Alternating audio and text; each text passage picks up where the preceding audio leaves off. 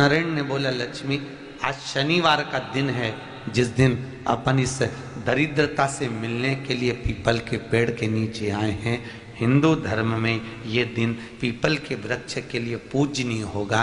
जो भी शनिवार के दिन पीपल के वृक्ष की पूजन करेगा, दूध चढ़ाएगा या मिष्ठान का भोग लगाएगा, लक्ष्मी और नारायण उसके घर में प्रवेश कर जाएगा। लक्ष्मी और नारायण उसके घर में प्रवेश करेगा। इसलिए नियम बनाया। कौन से दिन का? शनिवार। लक्ष्मी जी बोली, नारायण आपने तो एक दिन का वार लिख दिया। शंकर जी ने 7 वार बनाए हैं, रविवार, सोमवार, मंगल, बुध, गुरु, शुक्र और शनि। ये शिव जी ने बनाया।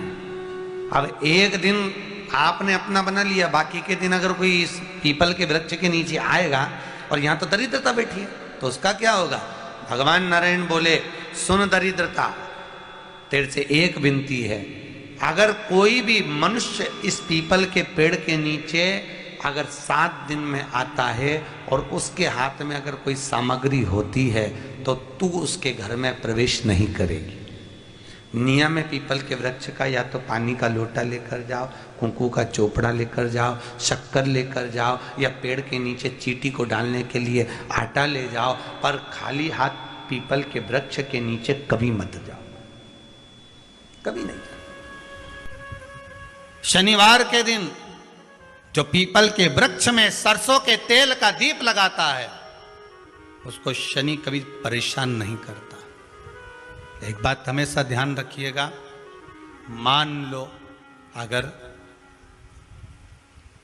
कोई भारी रोग ऐसा शनि महाराज के कारण हो गया हो, अच्छे काम करते करते उल्टे हो रहे हैं, होते हैं किसी किसी के साथ में, विपरीत परिस्थितियां आ जाती है, अच्छा करने जाओ बुरा हो जाता है,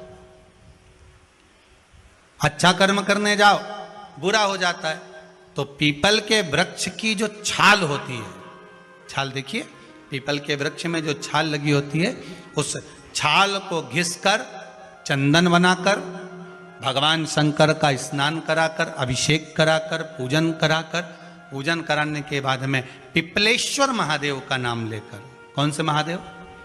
पिपलेश्वर महादेव का नाम लेकर वो जो घिसी हुई छाल होती है, उस छाल का तिलक भगवान शंकर को लगा लो और उसी का थोड़ा सा भाग अपने कंठ पर, मस्तक पर लगाना प्रारंभ कर दो। धीरे धीरे जो विपरीत दशा है वो सुधरना प्रारंभ हो जाती है। पर नाम याद रखना, पिपलेश्वर, जम के बोलिए, पिपलेश्वर महादेव। भगवान शंकर पर विश्वास रखकर एक एक पल, एक एक घड़ी, एक एक समय, एक एक नक्षत्र का शिव महापुराण में वर्णन है। यहां तक शास्त्र कहता है कि पीपल के वृक्ष की जब भगवान शिव रचना करे, पीपल के वृक्ष की जब रचना करी गई तो उस पीपल के वृक्ष में भी कौन सा समय किसका है, ये शिव महापुराण वर्णन करती है। सुबह 4 बजे से लेकर 7:30 बजे तक पीपल के वृक्ष में ब्रह्मा जी का वासा होता है। 7:30 बजे से लेकर 10:30, पौने 11 बजे तक पीपल के वृक्ष में भगवान विष्णु का वासा होता है। 10:30 बजे से लेकर पीपल के वृक्ष में 11:30 बजे तक पितरों का वासा होता है। 11:30 बजे से लेकर 12:30 बजे तक पीपल के वृक्ष में आहूतों का वासा होता है। 12:30 बजे से लेकर शाम को 4 बजे तक पीपल के वृक्ष में वासुकों का वासा होता है। 4 बजे से लेकर शाम को 7:30 बजे तक पीपल के वृक्ष में शंकर का वासा होता है। 7:30 बजे से लेकर 9:30 बजे तक पीपल के वृक्ष में कुबेर का वासा होता है। 9:30 बजे से लेकर फिर कुबेर के वृक्ष में अन्य देवों का वासा चालू हो जाता है। इसलिए हमारा हिंदू धर्म कहता है, हमारे शास्त्र कहते हैं कि पीपल के वृक्ष को जब पूजा जाता है, पीपल के वृक्ष की जब पूजन करी जाती है तो सुबह 10:30, 11, ज्यादा से ज्यादा 11:30, ज्यादा से ज्यादा 12, उसके पहले पीपल के वृक्ष की पूजन कर लेना चाहिए। क्यों? क्योंकि 11:30 बजे से लेकर 12:30 बजे तक पीपल के वृक्ष में पितरों का वासा रहता है,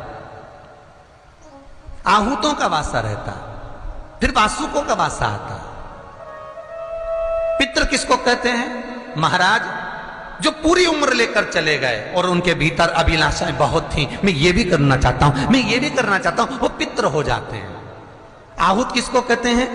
जिस माता के गर्भ में बच्चा जन्म ले और मर जाए, या 6 महीने का गर्भ धारण करने के बाद अवर्षण हो जाए, जीव पड़ने के बाद 6 महीने के बाद अगर बच्चा गर्भ में भी शांत हो जाता है, कुंवारी अवस्था में शांत हो जाता है, जिसका विवाह नहीं हुआ ऐसा बच्चा जब शांत हो जाता है, अधोगति में कोई मर जाता है, सुसाइड कर कर एक्सीडेंट में किसी भी रूप में मर जाता है, तो वो आहूत कहलाता है।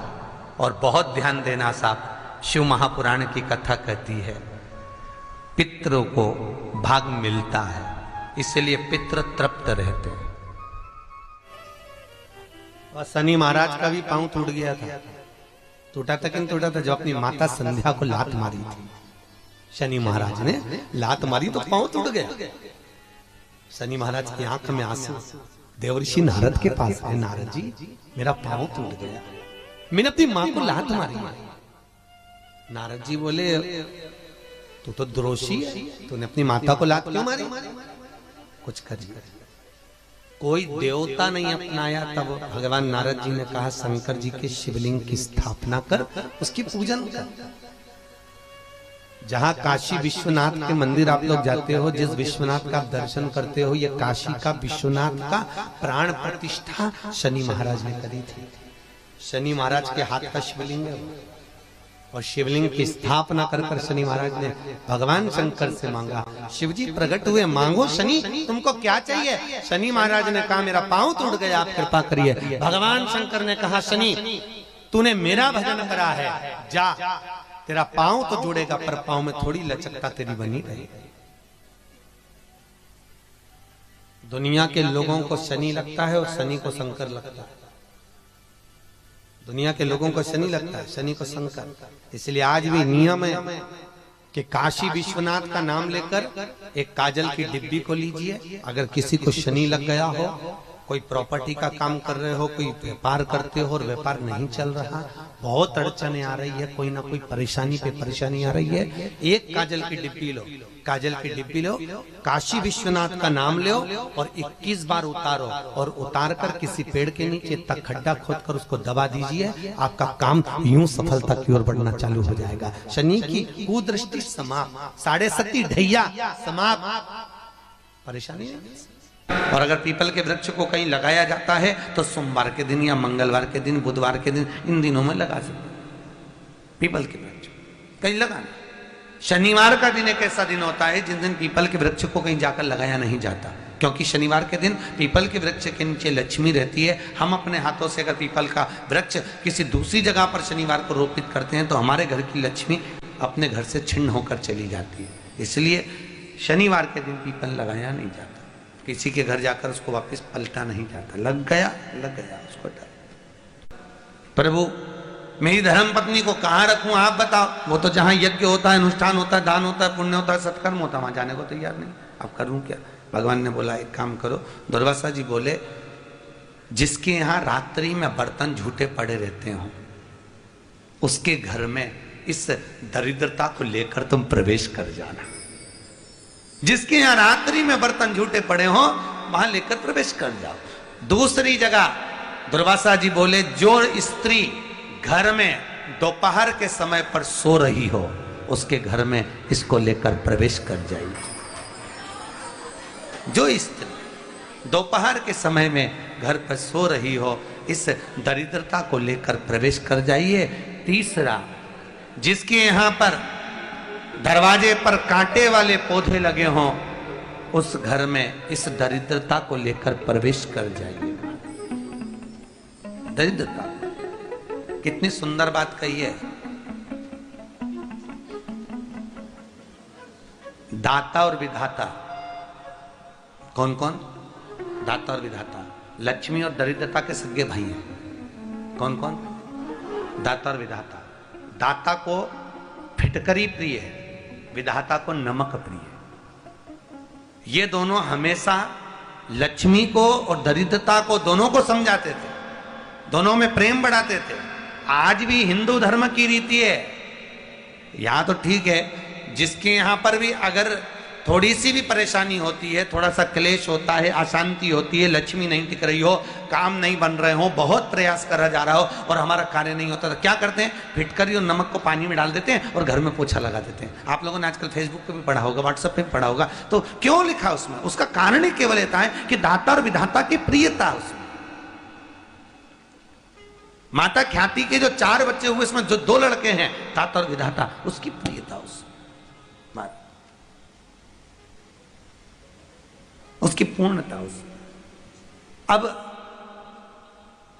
दुर्वासा जी बोले अपनी धर्म पत्नी को वहां लेकर, जहां कांटेदार पौधे लगे हों वहां पर लेकर प्रवेश कर जाइए।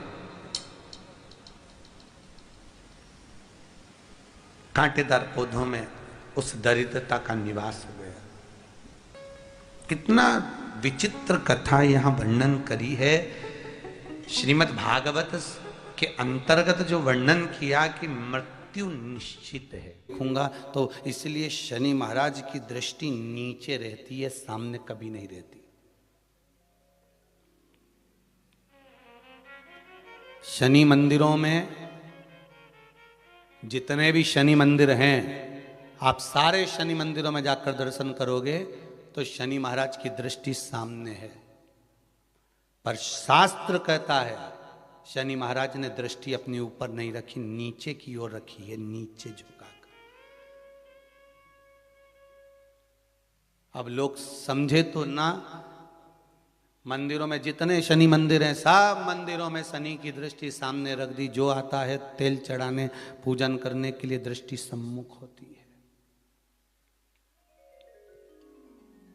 शनि महाराज ने अपनी दृष्टि नीचे रखी है। शनि महाराज दृष्टि कब उठाते? जब किसी को नष्ट करना हो। तुम जिस पर दृष्टि डालोगे वो जलकर भस्म हो जाएगा, ये शनि महाराज की धर्म पत्नी ने कहा है। और आज शनि महाराज जी की धर्म पत्नी जिस घर में निवास कर रही हैं, शनि महाराज जिस घर में निवास कर रहे हैं, उस मकान का नाम क्या है? अभी बताया था, क्या नाम था? कुंभ। अपने भी मकान का नाम होता है ना, कोई ने पितृ कृपा लिख देता है, कोई गुरु कृपा लिख देता है, कोई देव कृपा लिख देता है, कोई लक्ष्मी कृपा लिख देता है, कोई अपने पिताजी का नाम से लिख देता है। मकान का नाम लोग रख देते हैं, ये हमारे मकान का नाम। तो शनि महाराज के घर का नाम था कुंभ। उस कुंभ मकान में शनि महाराज रह रहे थे, पिताजी का आगमन हो गया। बहुत ध्यान से सुनना, ये मकर संक्रांति की कथा है। पहले मिली कि नहीं मिली वो हम नहीं जानते, पर मकर संक्रांति का भाव को जान लीजिए महाराज, कि क्यों महत्व है दान का, गुड़ और तिल्ली का, क्यों महत्व है सूर्य नारायण के पूजन का।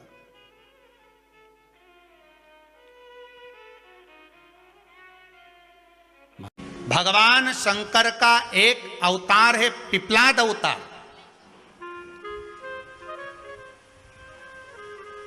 पिपलाद अवतार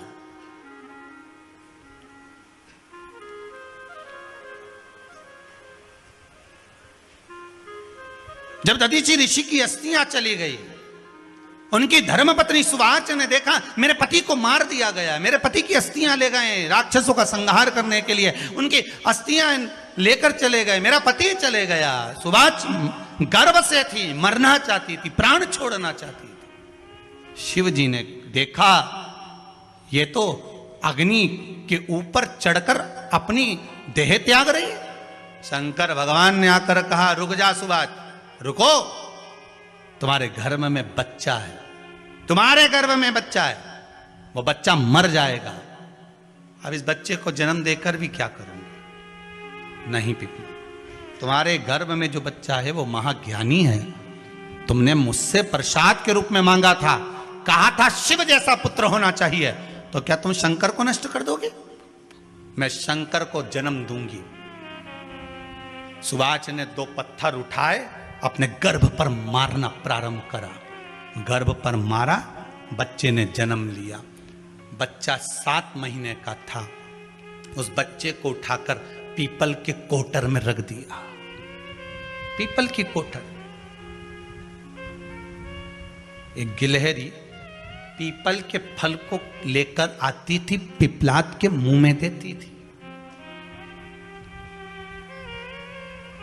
शिव का एक अवतार, इसलिए शंकर का नाम ही पिपलेश्वर महादेव। शिव का एक अवतार पिपलाद के रूप में हुआ है। तुम क्यों चिंता करती हो? तुम चिंता मत करो, तुम्हारा पुत्र जन्म दो तुम, और दिया धन सुभाष ने उसके बाद प्राणों को त्यागा। और उस पीपल के कोटर में अगर भरण पोषण करने वाला कोई था तो वह देवाधिदेव महादेव था। फिर निवेदन करेंगे, माता के गर्भ में बच्चा रहता है, उसका भरण पोषण करने वाला मेरा देवाधिदेव महादेव है। अगर जन्म उसने दिया है तो मृत्यु भी वो देगा। अगर तुमको कुछ ज्ञान दिया है तो अच्छी जगह पर भी वही पहुंचाएगा। आप जो अभिलाषा लेकर आते हैं, बच्चे कहते हैं हमारी नौकरी नहीं है, सर्विस नहीं है, हम इस कॉलेज में पढ़ना चाहते हैं, हम इस जगह जाना चाहते हैं, हम इस पद पर जाना चाहते हैं, बस इतना याद रखना, तुम्हारा भाग्य बुरा नहीं होता। कभी भी याद रखना, संसार में जिसको भगवान ने जन्म दिया उसकी किस्मत कभी बेकार नहीं हो सकती। अगर भगवान तुम्हारी किस्मत बेकार होती तो जानवर बनाकर पैदा करता, इंसान बनाकर नहीं। किस्मत अच्छी थी इसलिए इंसान बनकर पैदा हुआ, जानवर बनाकर पैदा नहीं करा।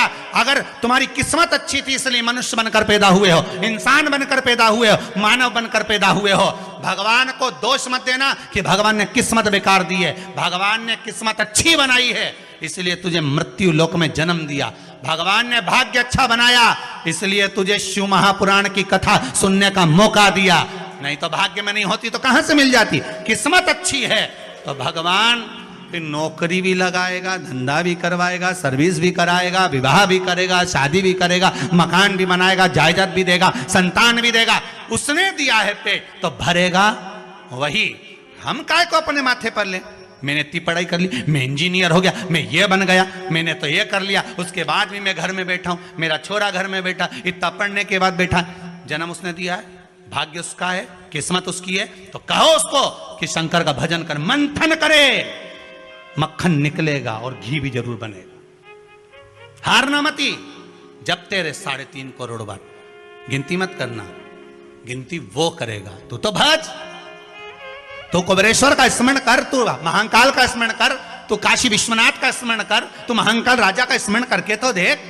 शिव का भजन कर, 1 लोटा पानी ले जाकर रोज चढ़ा शंकर जी के मंदिर में जा। शिव से भजन करने में क्या देरी। नहीं जा सकता शिव मंदिर में जाने में, बच्चों को अगर शर्म आती हो तो बेलपत्री के पेड़ के नीचे पानी चढ़ाया, वो भी नहीं कर सकता तो पीपल के पेड़ के नीचे चढ़ाया, वो भी नहीं कर सकता तो आंवले के पेड़ के नीचे चढ़ाया। पर कहीं जुड़ तो सरी, एक बार साध तो सरी, पकड़ने का प्रयास तो करो परमात्मा को। तुम भगवान को एक बार पकड़ लो फिर परमात्मा नहीं छोड़ता। पूतना ने एक बार गोदी में लेके दूध पिलाया था, बाद में पूतना कह रही थी छोड़ दे छोड़ दे छोड़ दे, आकाश में उड़ गई, छोड़ दे छोड़ दे। भगवान के आई काय को मौसी, काय को आई, और आई है तो दूध पिलाया है तो फर्ज तो अदा करूंगा, ऐसे थोड़ी छोड़ दूंगा। तुम भगवान को 1 लोटा पानी चढ़ा दोगे, भगवान को दूध चढ़ा दोगे तो भगवान ऐसे ही छोड़ देगा क्या? पकड़ लेगा, छोड़ेगा ही नहीं। फिर तुम कहोगे भगवान छोड़ दे, भगवान छोड़ दे। कहाँ कथा का रस लग गया लोगों को। अब दुनिया के लोग सोचते हैं अब मैं कथा भी याल नहीं सुनूंगा, मैं घर में काम करूं, दुकान में काम करूं कि कथा सुनूं। पर रात्रि के जैसे ही मोबाइल खोल के बैठा, आज देखो महाराज ने क्या क्या बोला। कोई शिव भक्ति धारण करने वाला, शंकर का स्मरण करने वाला अगर निकल कर जाए तो उसका मात्र दर्शन भी हो जाए तो भी भगवान शंकर की पूजा का पुण्य फल प्राप्त हो जाता है।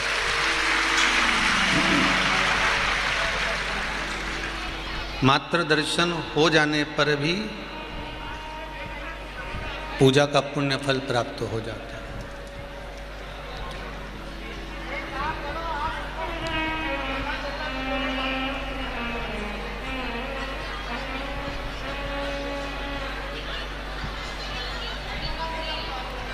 आप भी अगर 1 लोटा पानी चढ़ा कर आ रहे हो, आप भी अगर 1 लोटा जल चढ़ा कर आ रहे हो और उस चोंगे जैसी आवाज़ आ रही है ऊपर मंच पर, 1 लोटा जल चढ़ा कर आ रहे हो, 1 लोटा पानी चढ़ा कर आ रहे हो,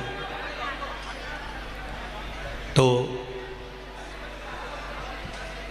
आपका भी दर्शन अगर साधारण मनुष्य को प्राप्त हो जाए, सांसारिक मनुष्य को प्राप्त हो गया तो भी जीवन की सार्थकता।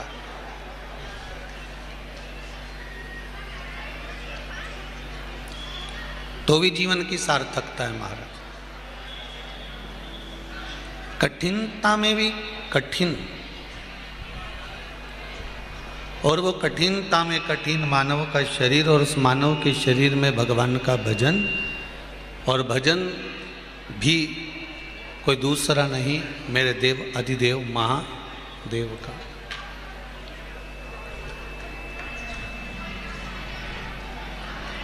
किसी भी देवता को, किसी भी देव को, किसी भी देवता को महामृत्युंजय नहीं कहा जाता। किसी भी देवता को नहीं कहते। महामृत्युंजय अगर कहा जाता है तो केवल एक को कहा जाता है, वो है देव अधिदेव महादेव। उनको महामृत्युंजय कहा जाता है।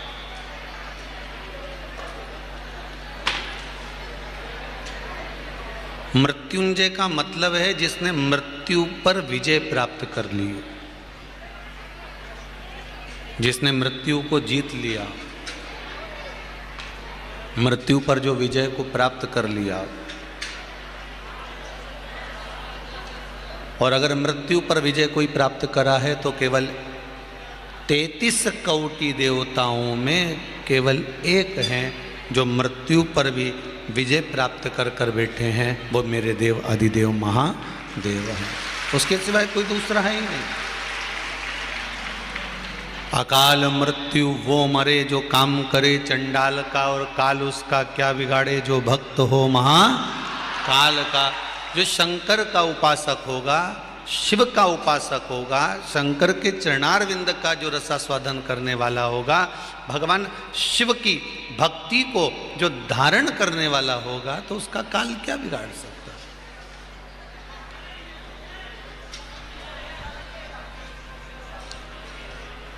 बस भक्ति प्रबल होना चाहिए।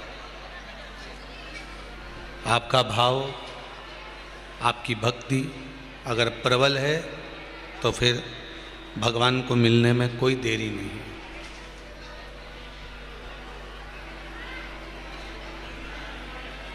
फिर तो भगवान प्राप्त हो सकता है।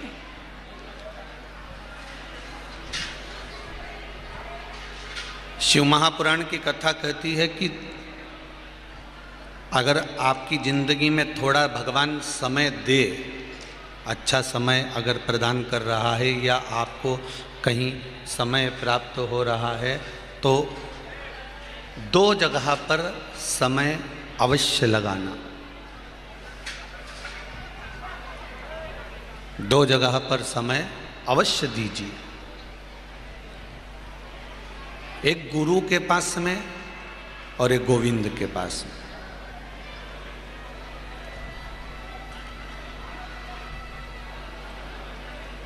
गुरु को भी अगर आपने समय दिया है अपने जीवन में से, और अगर गोविंद को, भगवान देवाधिदेव महादेव को भी, अगर भगवान राम को, भगवान कृष्ण को, मेरे भोलेनाथ को, माँ जगत जननी जगदम्बा दुर्गा भवानी अष्टभुजा धात्री माँ भवानी को,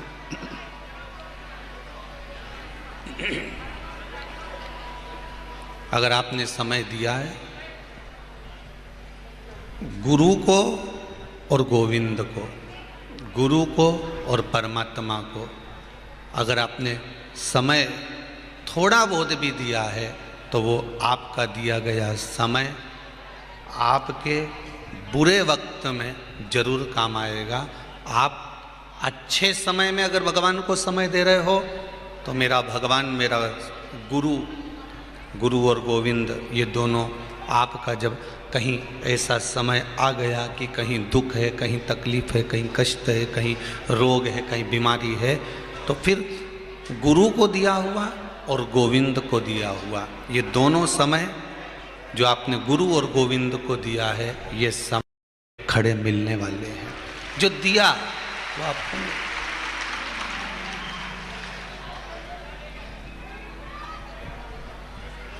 आपने जो दिया है वो मिला है। आपने जो दिया वो प्राप्त हुआ है।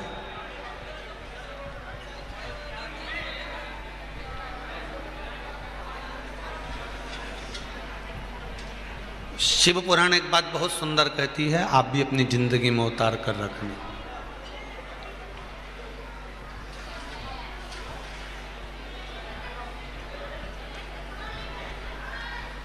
शिव महापुराण एक बात बड़ी सुंदर कहती है कि जीवन में ऐसा कोई मानव पैदा नहीं हुआ, चाहे संत हो, चाहे साधु हो, चाहे सन्यासी हो, चाहे तपस्वी हो, चाहे साधक हो, चाहे उपासक हो, चाहे संसारिक मनुष्य हो, प्रत्येक मानव का जो जन्म मिला है इसके जीवन में थोड़ा ना थोड़ा दुख, तकलीफ, कष्ट प्रत्येक मनुष्य को रहे, हर व्यक्ति को रहे।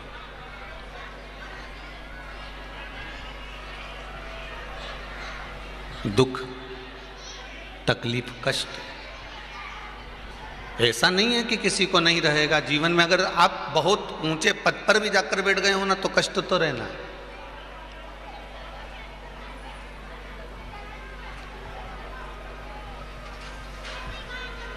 कोई सोचे कि हम तो संत बन जाएंगे तो हमारे जीवन में कोई दुख नहीं होगा, हम साधु बन जाएंगे तो हमारे जीवन में कोई दुख नहीं होगा, हम साधक बन जाएंगे तो हमारे जीवन में कोई दुख नहीं होगा, या हम कपड़े बदल कर कहीं मंदिर में जाकर बैठ जाएंगे तो हमारे जीवन में कोई दुख नहीं होगा। शिव महापुराण की कथा कहती है ऐसा कोई नहीं जन्मा इस भूमंडल पर जिसके जीवन में दुख ना होगा। दुख तो होगा, तकलीफ तो होगी, कष्ट तो होगा।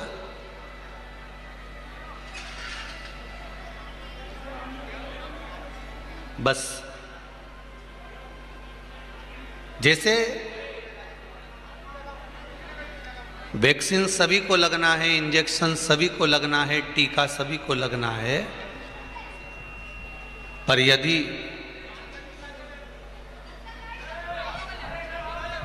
डॉक्टर से और नर्स से, सिस्टर से अगर आपकी पहचान है, डॉक्टर से, नर्स से, सिस्टर से यदि आपकी पहचान है तो आप उससे कह सकते हो देखो इंजेक्शन तो लगाओगी तुम, सबको लग रहा है तो हमको भी लगना है, पर देखना हमको जरा दर्द बहुत तेज होगा है, थोड़ा धीरे से लगाना, थोड़ा आराम से लगाना, वो कष्ट होगा, थोड़ा ध्यान रखना, कमजोर है भाई है, थोड़ा ध्यान रखना, थोड़ा ध्यान रखकर लगाना।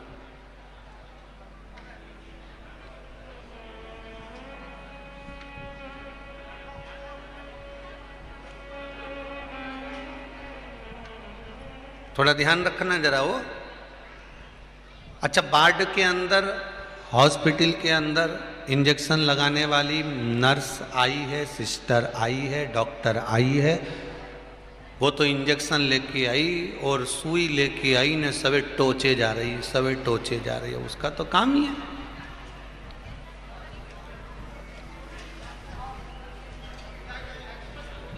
उसको तो मरीज को इंजेक्शन लगाना है, सुई लगाना है।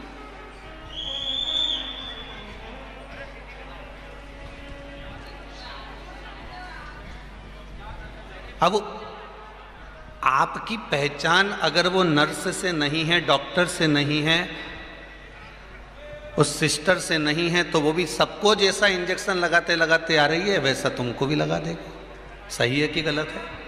वैसा कि वैसे ही इंजेक्शन जैसे सबको लगाते लगाते आ रही है, सुई निकाली और वह ने चुभाई, और तुम्हारे देखना साहब, अब तुम भले बोलते रहो, वो तुमको लगाती रहे, वो आई सबको लगाया, ऐसा तुमको भी लगाया, सबको लगाती चली, ऐसा तुमको भी लगाती चली।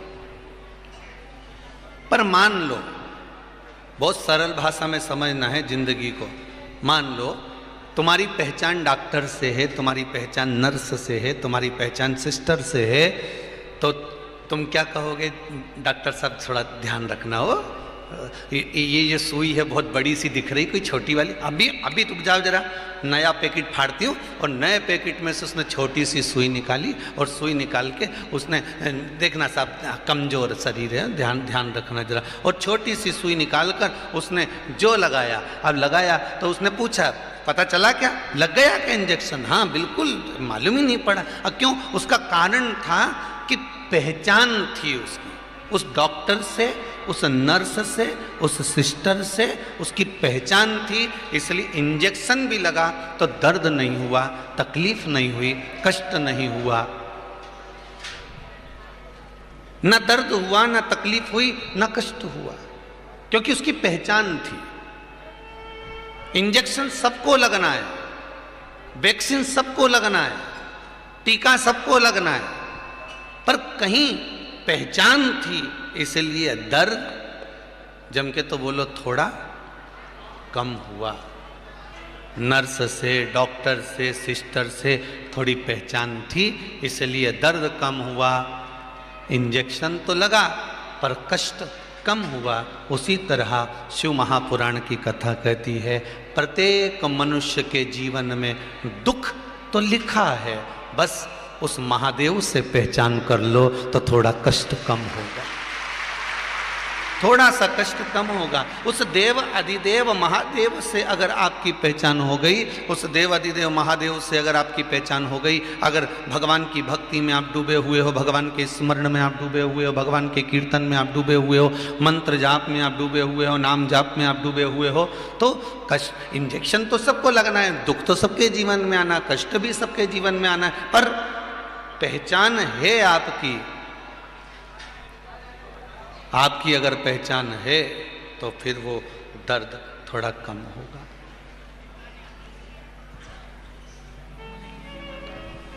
थोड़ा दर्द कम होगा, फिर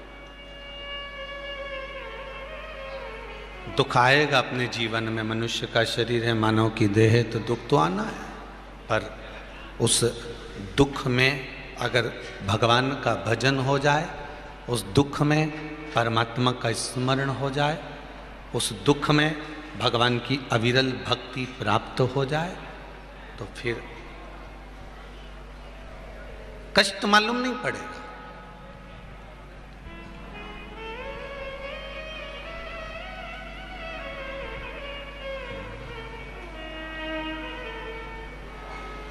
भजन भोले बाबा का करते रहोगे तो संसार सागर से तरते रहोगे, तो संसार सागर से तरते रहोगे।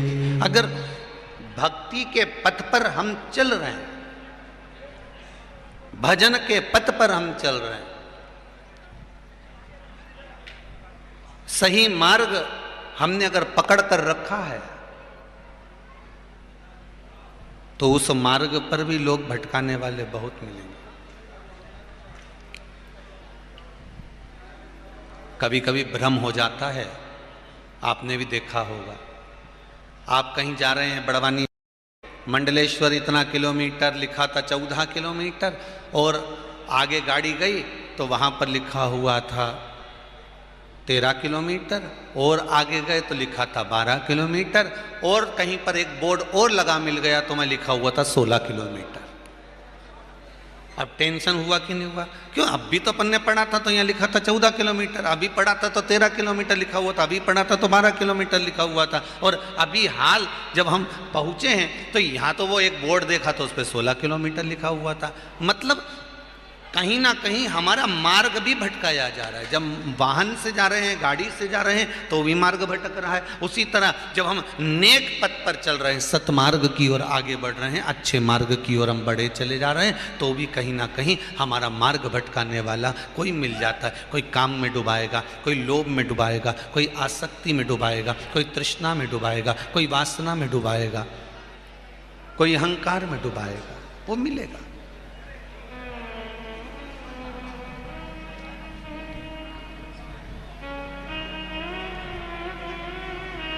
पर अपने को नहीं।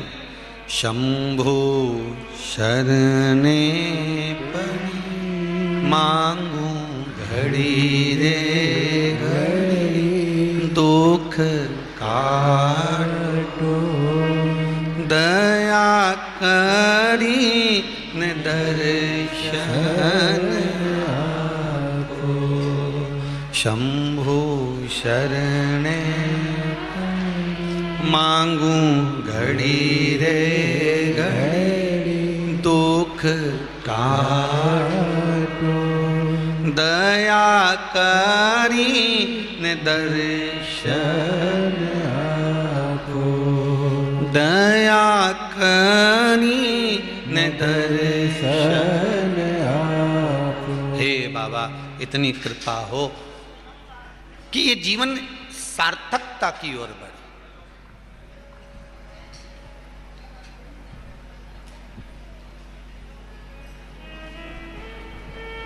एक प्रश्न किसी ने करा था,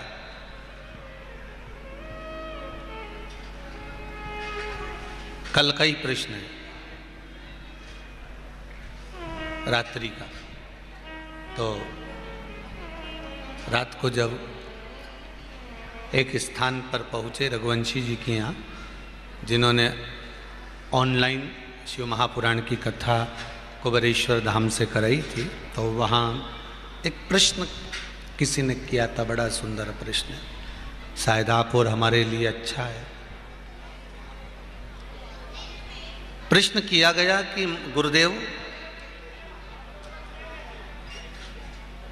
मरने के बाद गरुड़ पुराण कहती है, हमारे शास्त्र कहते हैं कि किसी के मरने के बाद जीवात्मा को भुगताया जाता है।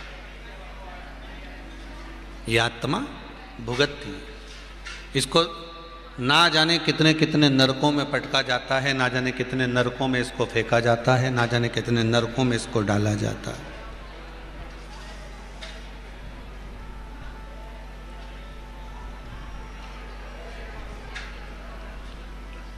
ना जाने कितने नरकों में इसको फेंक दिया जाता है। गुरुदेव, खरगोन के लोगों ने प्रश्न करा है और बड़ा अच्छा प्रश्न है भाई। और जितने लोग आस्था चैनल पर कथा सुन रहे हैं, जितने फेसबुक यूट्यूब पर सुन रहे हैं, वो भी ध्यान लगाकर सुनना। इतना सुंदर प्रश्न शायद जिंदगी में कभी नहीं आया होगा जो खरगोन में आया। प्रश्न बड़ा सुंदर है कि प्रत्येक पुराण में लिखा है, हर शास्त्र में लिखा है कि जब कोई मर जाता है तो उस जीव को नरकों का भोग भुगताया जाता है।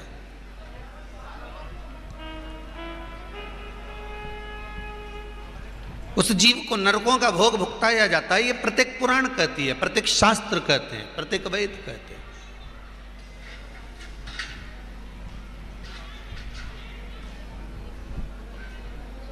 भगवान जब जीव जाता है, अगर उसने किसी जीव की हत्या करी जाती है तो उसको भी उसको त्राड़ दिया जाता है।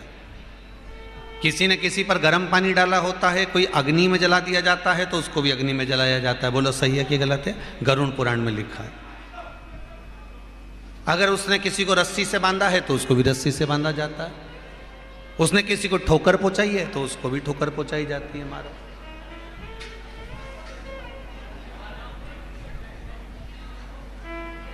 प्रश्न केवल इतना सा है गुरुदेव कि उस जीव को कष्ट पहुंचाया जाता है, उस जीव को कष्ट दिया जाता है।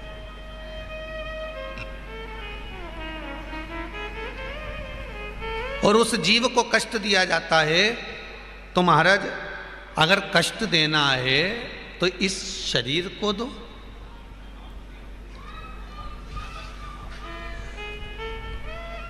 प्रश्न करने वाले ने कहा कि अगर शरीर ने काम बिगाड़ा है, शरीर ने उसको दुख दिया, शरीर ने उसको कष्ट दिया, शरीर ने उसको ऐसा किया, शरीर ने उसने ऐसा किया, तो अगर दुख देना है तो शरीर को दो। पर हमारा पुराण, हमारा शास्त्र, हमारे वेद कहते हैं कि जब मर जाता है, जीवात्मा जब जाती है तो जीवात्मा को दुख मिलता है, जीवात्मा को कष्ट मिलता है, जीवात्मा को झेलना पड़ता है, जीवात्मा को दुख सहन करना पड़ता है, उसको कष्ट दिया जाता है, उसको नरकों का भोग भुगतना पड़ता है। तो शरीर को देना चाहिए था तो जीवात्मा को क्यों दिया?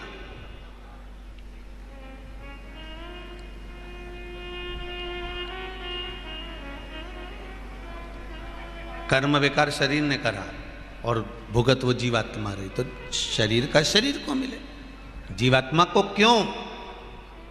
शिव महापुराण की कथा कहती है। प्रश्न करने वाले ने बड़ा सुंदर प्रश्न किया, पर उमा संहिता में, शिव महापुराण की उमा संहिता में जो नरकों का व्याख्यान का वर्णन किया गया, उसमें स्पष्ट कहा गया कि अगर शरीर को दंड दिया जाए, शरीर को कष्ट दिया जाए, ज्यादा शरीर को अगर कष्ट देंगे तो शरीर क्या करेगा? अरे जम के तो बोलो, मर जाएगा। खत्म काम। अगर ज्यादा परेशान करोगे तो मर जाएगा।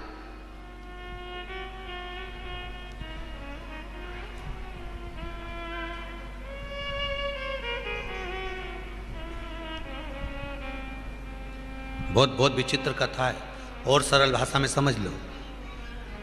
किसी को तुमने रुपये दे दिए, पैसे दे दिए, और तुमने किसी को पैसा दिया, धन दिया, और धन देकर पैसा देने के बाद में 2-4 साल तक तो उसने तुमको दिया, थोड़ा बहुत जो भी बड़ा कर देना था देता रहा देता रहा देता रहा, और एक दिन ऐसा आया कि उसके पास कुछ रहा ही नहीं, और तुमने उससे पैसा मांगा और मांगा, कहा भैया मेरा 1,00,000 रुपया तू दे, मुझे 50,000 रुपये मेरे दे, मेरे 2,00,000 रुपये तो मुझे दे। अब तुम मांग रहे हो, वो नहीं दे रिया। आखिरी में तुमने अगर उससे ज़्यादा तीच पाँच करी और तुम तेज तर्राट होके बोले तो वो क्या करेगा? अरे जम के तो बोलो, करेगा क्या?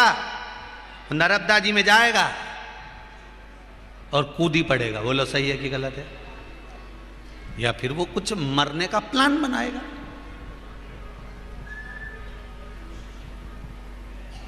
यही करेगा ना, और लिख जाएगा कि साहब इन्होंने मेरे से पैसे मांगे थे और मेरे को ऊपर बहुत प्रेशर बनाया था, इसलिए मैं तो निपटी गया। अब जा, हम तो मरे सनम, तुम्हें भी ले डूबे जा। बोलो सही है कि गलत? अब वो तो इन सब के निपटा के चले गया कि अब मांगना।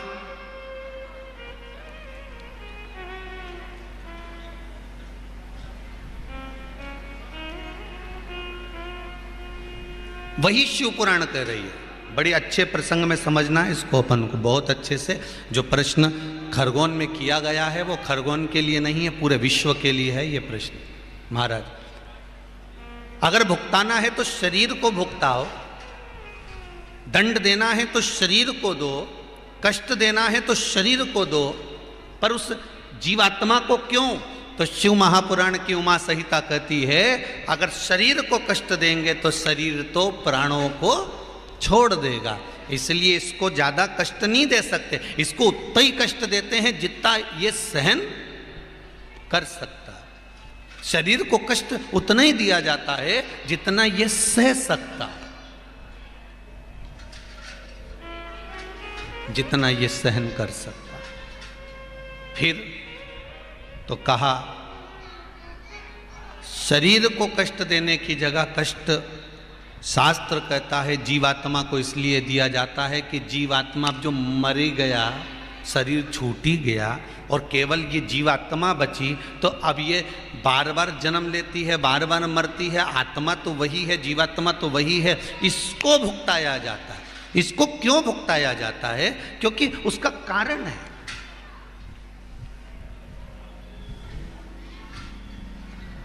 इसको भुगताया जाता है। अब मरने वाला तो मर गया,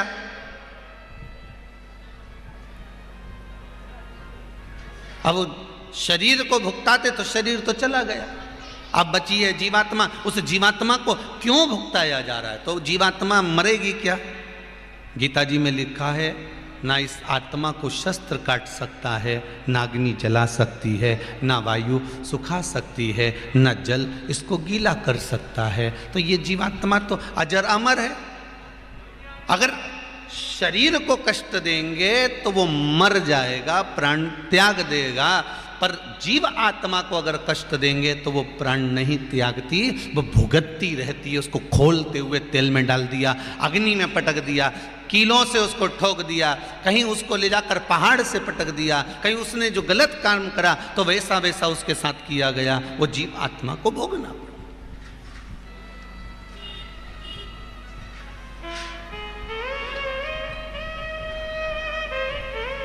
जैसे लक्ष्मी,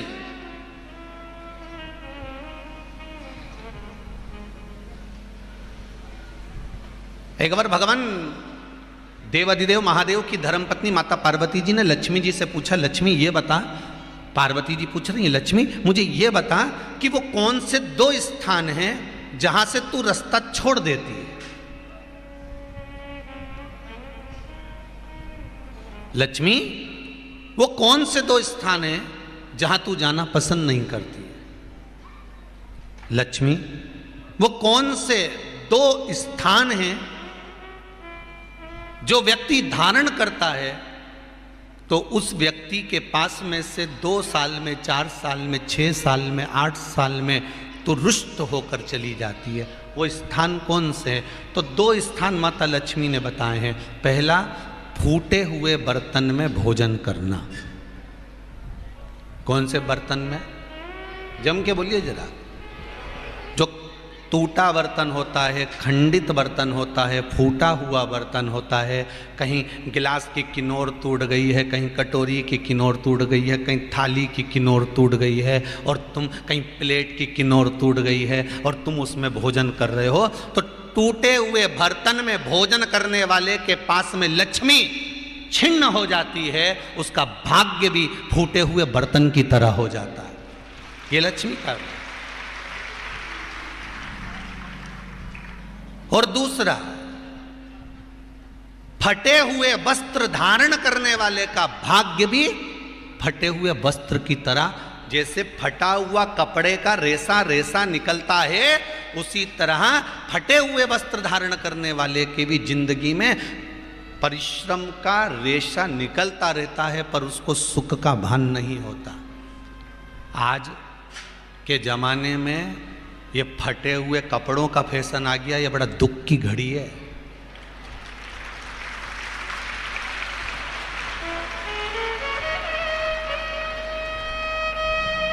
ये बड़ी दुख की घड़ी है महाराज, और लोग उसको फैशन समझ रहे हैं। पहले तो कम फटा होता था, पर आज के जमाने में तो इतना इतना फट गया,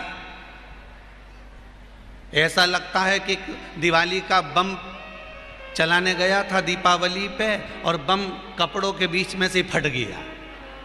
इसलिए वो कपड़े कब पहनेंगे तो ने अब पहन लिया। शास्त्र कह रहा है, लक्ष्मी कह रही है माता पार्वती को कि 2 जगह पर अगर ये 2 क्रम जिस जीव के होते हैं उसके पास में से लक्ष्मी 5 साल में, हम कई बार कहते हैं इन बच्चों को नहीं मालूम, इन नवयुवक लड़कों को नहीं मालूम, इन नवयुवक बेटियों को नहीं मालूम कि फटे हुए कपड़े पहनने का फल क्या है। आज नहीं, विवाह कर कर जब जाएगी तो मायके से जब ससुराल जाएगी, तूने कुंवारी अवस्था में तो खूब फटे हुए कपड़े पहन लिया ने, मम्मी मैं तो जीन्स लूंगी ने, ये लूंगी, तो खूब फटे हुए पहन, पर वहां जब जाएगी तब मालूम पड़ेगा कि रोना किसको कहते हैं। आज तो पहन लो। वो उसी में की बात है, कल वाली बात याद कर लो। अभी खाओगे तो कुछ दिन के बाद ब्लड बनेगा, और ब्लड बनेगा तब जाके ये शरीर में दौड़ेगा। आज की आज तुमने रोटी खाई तो क्या आज की आज ब्लड बन गया? जम के तो बोलो रे खरगोन वालों, नहीं बनाना। आज खाया है तो ब्लड 8 दिन में, 4 दिन में, 6 दिन में, 2 दिन में, 5 दिन में, 3 दिन में बनेगा। आज की आज ब्लड नहीं बनेगा। आज खाया तो 2 दिन में ब्लड तैयार होकर तुम्हारे शरीर में दौड़ेगा, शरीर में दौड़ेगा तो तुम्हारा शरीर भी चलेगा। उसी तरह तुमने अगर युवानी अवस्था में, कुंवारी अवस्था में ये फटे हुए कपड़े पहने हैं, तो जब तुम्हारी अवस्था बढ़ेगी ना, आज नहीं रोना पड़ रहा। आज के जमाने में तो फैशन है साहब, फैशन है तो आज पहन ले, बाद में रो ले, रो बाद में बैठ। नहीं, ताली बजाने से कुछ नहीं होगा री जीजियो, फालतू की बात है। आज यहां से जाते से ही अपने को एक ही काम करना, जितना फटा हुआ कपड़ा है इनके सबके पोछा लगा दो, बाल्टी में डुबाई डुबाई के। ये ताली बजाने से कुछ नहीं होगा। लोग तो कब से चिल्ला रहे हैं हम सुधरेंगे, जम के तो बोलो। गायत्री परिवार वाले रोज चिल्लाते हम सुधरेंगे, हम बदलेंगे। कब बदलोगे?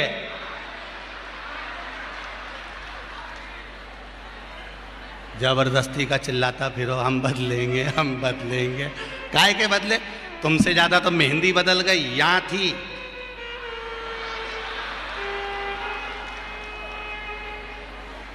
और बची कुची थी तो यहां पहुंच गई। यहां और पूर्णा कथा करने गए हड़पसर में, तो वहां पूछ लिया हमने हड़पसर में जाकर, तो हमने पूछा तनु इधर आ बेटा। अब जजमान के घर की छोरी, हमने कहा बेटा ये तूने क्या करा? अरे गुरुजी वो टेटू है नहीं, टेटू बनवाया है। हमने कहा कितने का बनवाया? अरे गुरुजी 700 रुपये का। हमने कहा तुम मुंबई पूर्णा वाले फालतू का खर्चा करते हो, 700 रुपये का कहीं गाय को चारा देते तो बेचारी 2-4 दिन तक खाती। अब 700 रुपए का तूने टैटू बनवाया, अरे गुरुजी फैशन चल रहा है। तो हमने कहा बनवाने की जरूरत क्या थी, खुद बना लेती, फ्री में बन जाता। तो क्या गुरुजी अपना हाथ नहीं पहुंचे नहीं? हमने कहा कैसे नहीं पहुंचे, पहले दीवार पे बनाओ उन्हें चिपक जा। कैसे नहीं पहुंचे?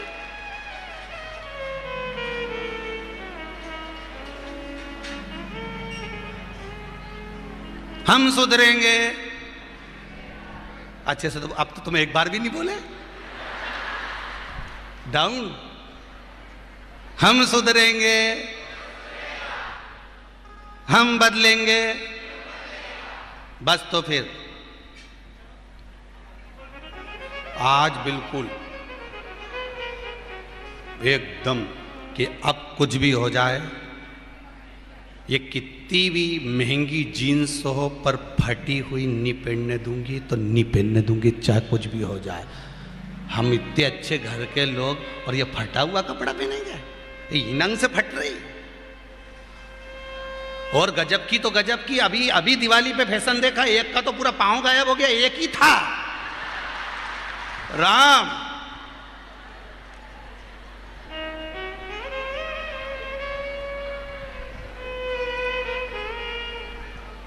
ए सुधर जाओ रे, जितने सुन रहे हो, नहीं तो सिधर जाओ रे। सुधरना जरूरी है।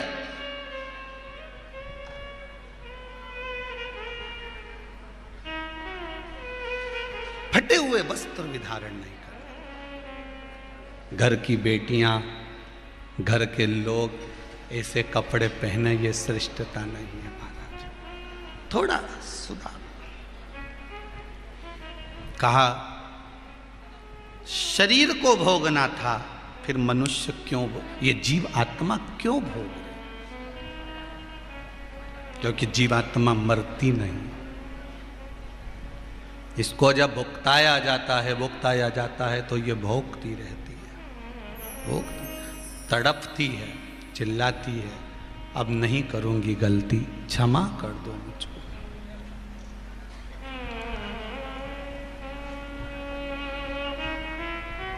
बहुत कहते।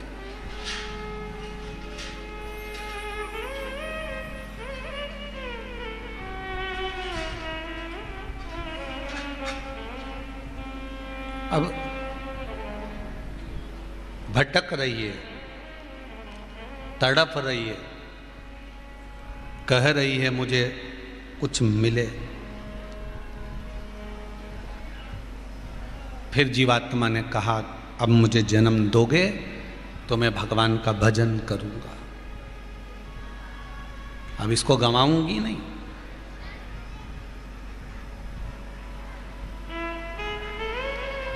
अब हो गया जो होना था, अब मुझे जो जन्म दोगे इसको मैं भटकने नहीं दूंगी।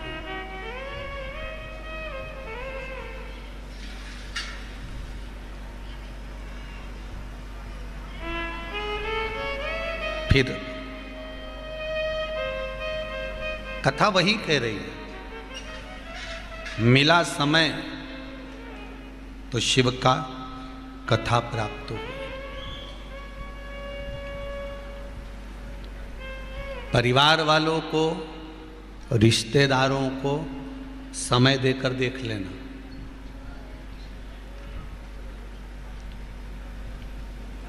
एक बुआ, ननन कितना काम करती है शादी में। तुम सब बुआ बैठी हो। एक प्रहलाद की भी बुआ थी, क्या नाम था उसका? होलिका नहीं, ढूंढा।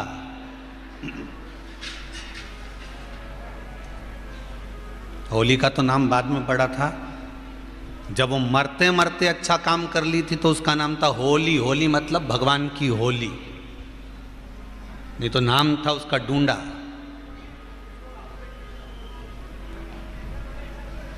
मरते मरते उसने एक अच्छा काम करा था कि उसको जो ब्रह्मा जी ने चादर दी थी, प्रहलाद को गोदी में लेकर बैठी थी और चारों तरफ से जब आग लगी तो उसको लगा कि मेरा भतीजा जल जाएगा, तो उसने अपने तन की चादर को उठाकर अपने बच्चे पर, अपने भतीजे पर डाल दी थी। खुद जल गई पर अपने भतीजे को बचा लिया।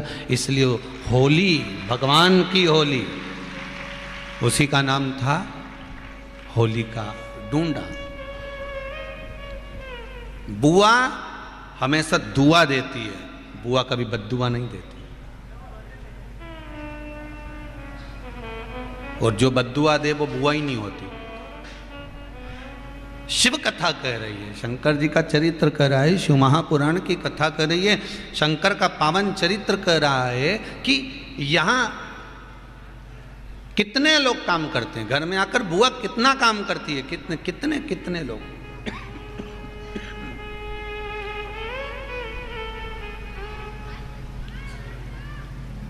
कितना काम किया जाता है। अब बुआ ने इतना काम करा, ननंद ने इतना काम करा, पर जब ननंद के यहां पर कोई काम होता है, बुआ के घर में कोई काम होता है, तो क्या तुम्हारे घर की बहुएं इतना जाकर काम कर लेती हैं? नहीं। तुम देकर देखो समय, रिश्तेदारों को समय देकर देखो, मित्रों को समय देकर देखो, परिवार वालों को समय देकर देखो, कुटुंब वालों को समय देकर देखो। आपकी दुख की घड़ी में, आपकी विपदा की घड़ी में कुछ देर तो खड़े मिलेंगे। जरा सा कोई केस बना, जरा सा कोई दुख आया, तो जितने रिश्तेदार तुम्हें शादी में, ब्याह में और पार्टियों में दिखते हैं ना, वहां तो डीजे बजाने वाले को पैसे देना पड़ते हैं कि डीजे बजाने, बैंड बजा। पर जब तुम्हारी विपदा की घड़ी आती है तो जितने शादी में खाना खाकर गए हैं, ये खुद मुंह से डीजे बजाते हैं। अरे उसने ऐसा कर दिया, अरे उसने ऐसा कर दिया, अरे उसने ऐसा कर दिया, अरे उसका छोरा, अरे उसकी बेटी, अरे उसकी बहन, उसका नाती, उसका पंती।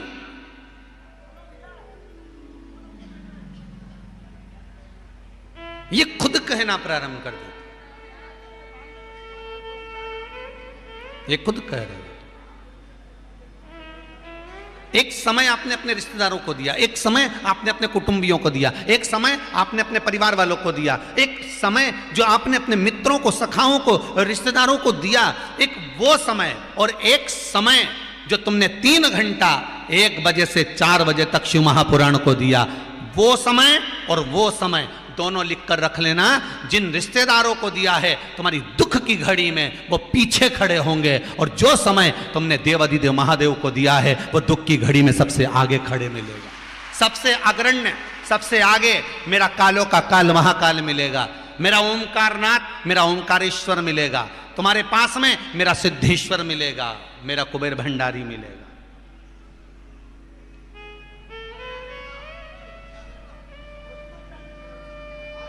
जिसको तुमने समय थोड़ा सा दिया है, पर वो खड़ा हर पल, हर घड़ी, हर क्षण है। एक बहुत अच्छा भाव लिखा है किसी ने, ज्यादा तो पढ़े नहीं, अभी इतने पढ़ने दे गए, कहीं भजन आएगा तब पढ़ लेंगे। हो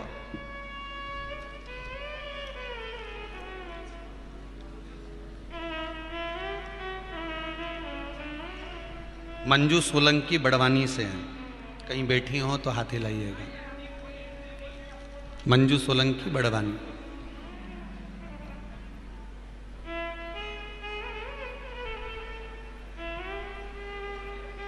कहीं बैठी हैं? मंजू सोलंकी बड़वानी। उन्होंने पत्र में लिखा है कि गुरुदेव, भगवान पर विश्वास रखकर मेरे पूरे परिवार वाले कह रहे थे कि विवाह नहीं होगा, अवस्था बड़ी होती जा रही है, पर बाबा ने ऐसी कृपा करी और पशुपति व्रत किए और सोमवार का पूजन किया। मात्र 2 व्रत पूर्ण हुए थे और बाबा ने सगाई पक्की कर दी और विवाह है। बाबा कृपा करें।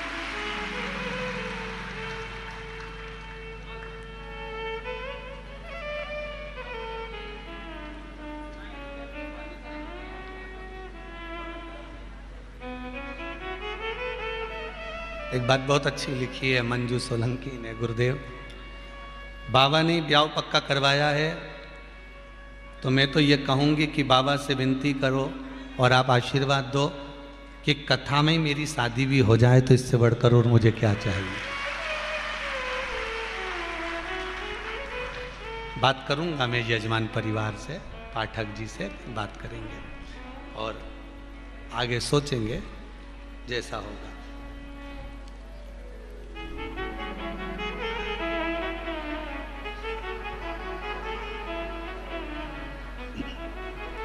एक किसी ने पन्नी में पैक करके भी लेटर भेजा हो और पिन भी लगाई है, सेफ्टी पिन साड़ी वाली हो, ये जोरदार। हुकुमचंद जी अर्झरे, ग्राम दोंडवा, तहसील भीकन गांव, जिला खरगोन। कहीं बैठे हो तो हाथ हिलाएं। बड़ा सुंदर पत्र लिखा है इन्होंने, बहुत सुंदर बात लिखी है गुरुजी। जिन शिव मंदिरों में फूल और बेलपत्र कचरे की तरह पड़े रहते थे, आपने लिखा है, जरा हाथ हिलाइए, एक बार हाथ हिला दीजिए महाराज। बहुत सुंदर बात लिखी है आपने, इनके लिए एक बार जोरदार ताली बजाओ। बहुत सुंदर बात लिखी, आप भी सुनेंगे तो अच्छा लगेगा आपको। आपने लिखा है गुरुजी, जिन शिव मंदिरों में फूल पड़े रहते थे, बेलपत्र पड़ी रहती थी, दूध चढ़ता था तो उसकी गंध आती रहती थी, भगवान के ऊपर चीटा चीटी सब चढ़े रहते थे। अब जब से शिव महापुराण की कथा 2 साल से लोग इस कोरोना काल के अंतर्गत टीवियों पर सुन रहे हैं, तब से शिव मंदिर में जो सफाई हो रही है उसका मैं वर्णन नहीं कर सकता। इतने साफ, बहुत बहुत साधुवाद जी महाराज जी, बहुत बहुत साधुवाद। आपने मन का भाव लिखा, बहुत बहुत सुंदर। विराजमान श्री शिवाय नमस्तुभ्यं। शिव मंदिर में जो सफाई हो रही है, और केवल एक, इन्होंने लिखा है एक मंदिर का नहीं कह रहा हूं मैं हमारे गांव के पास में जितने मंदिर हैं शंकर जी के, वहां पर माताएं हो, बच्चे हों, सफाई कर कर चले जाते हैं और शाम होती है श्रृंगार कर कर चले जाते हैं।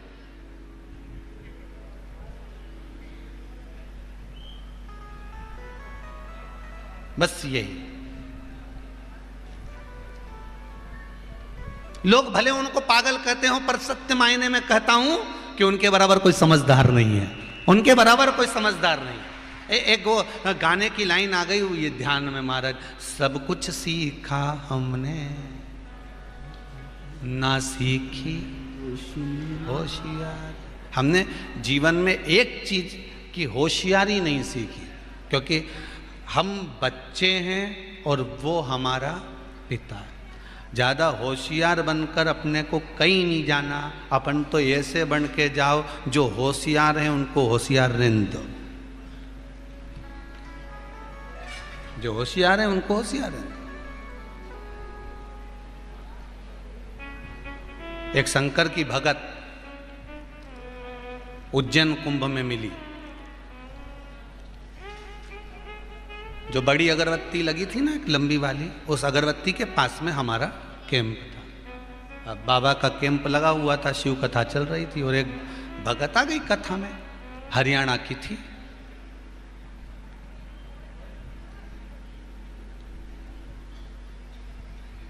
और यहीं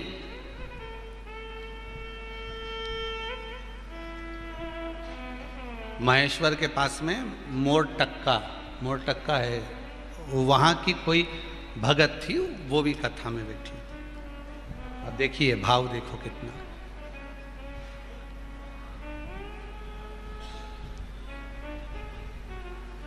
अब जो हरियाणा वाली थी वो कहीं वो मोर टक्का वाली से बोली होगी, वो भी निमाड़ी की, तो निमाड़ी मोर टक्का वाली। और निमाड़ी का चरित्र तो तुम सब जानो कि कितने चतुर लोग होते हैं, कितने विद्वान। भले ये साधारण रहते हैं पर इनकी विद्वत्ता बड़ी प्रबल होती है वहाँ। अब वो हरियाणा वाली ने वो मोर टक्का वाली से बोल दिया कि, मोर टक्का वाली ने पूछा क्या बात है तुम वहाँ घूमी आई? तो कि मैं तो कहीं नहीं गई महाराज, छोरा हूँ, इतना परेशान करे, छोटा सा बच्चा बहुत परेशान करे, तो अब इसको लेके कहाँ कहाँ जाऊँ दर्शन करने, कहाँ कहाँ घूमने जाऊँ, तू बता। अच्छा, इतने में वो मोर टक्का वाली बोली, तू काय को चिंता करती, तू मेरे साथ चल, अब तू सब दूर घूम लेगी, तू मेरे साथ चल। और वो मोह टक्का वाली उसको ले गई। अब निमाड़ियों की देखो लीला। अब मोह टक्का वाली ले गई और जहां पर पुलिस का कैंप लगा था उसके पास में छोरा को छोड़ दिया। और वो हरियाणा वाली से कहा तू मेरे साथ चल। अरे मेरा छोरा, अरे तू चुप तो रहे, छोड़ दे। और छोड़ दिया। वो छोरा रोए, इतने में एक पुलिस वाली बेचारी बाई आई और वो पुलिस वाली माँ उसको अंदर थाना में ले गई। कौन तुम्हारा नाम? हमारा नाम बीरू है। अच्छा, कहाँ से आए हो? तो हम तो हरियाणा के रहने वाले, पिताजी का नाम ये है। अब वो माइक पे बोले, बीरू के पिताजी जहाँ कहीं भी हो, बीरू यहाँ पर विराजमान है और इस थाने के इस क्षेत्र में इस जगह पर बैठा हुआ है। अब छोरा रोए जाए तो ये बेचारी का, हरियाणा वाली का मन दुखे, देखो कुछ खाएगा पिएगा नहीं। तो इतने में वो मोह टक्का वाली बोली, तू काहे को चिंता करे, बिस्कुट मिलेगा, कुरकुरा मिलेगा, चिप्स मिलेगी, तू काहे टेंशन ले, तू चुप, तू तो चल चल। और ले गई उसको। शाम के आराम से घूम फिर के शाम के आके बोली बीरू मेरा छोरा है। इतने में थाने वाले बोले, बहन दिन भर से कहाँ गई थी? तो कहीं निमाड़ी वाली ले गई थी, ये लेके गई थी। तो क्या टेंशन ले, सवाल है। धन्य शंभो शरण मांगू दुख दया करी दर्शन आपो। भाव शुद्ध है, भगवान मिलेगा। लोग कहें कि ये पागल है, लोग कहें ये मूर्ख है, पर शिव महापुराण की कथा कहती है भगवान की सेवा में अगर आप लगे हैं, भगवान की भक्ति में अगर आप लगे हैं, भगवान के स्मरण में यदि आप लगे हुए हैं, तो ये विश्वास मानकर चलना कि भगवान, आप अगर भगवान को समय दे रहे हैं तो ये पक्का है कि जब आपका समय खराब होगा तो मेरा देव अधिदेव महादेव वहाँ खड़ा मिल जाए।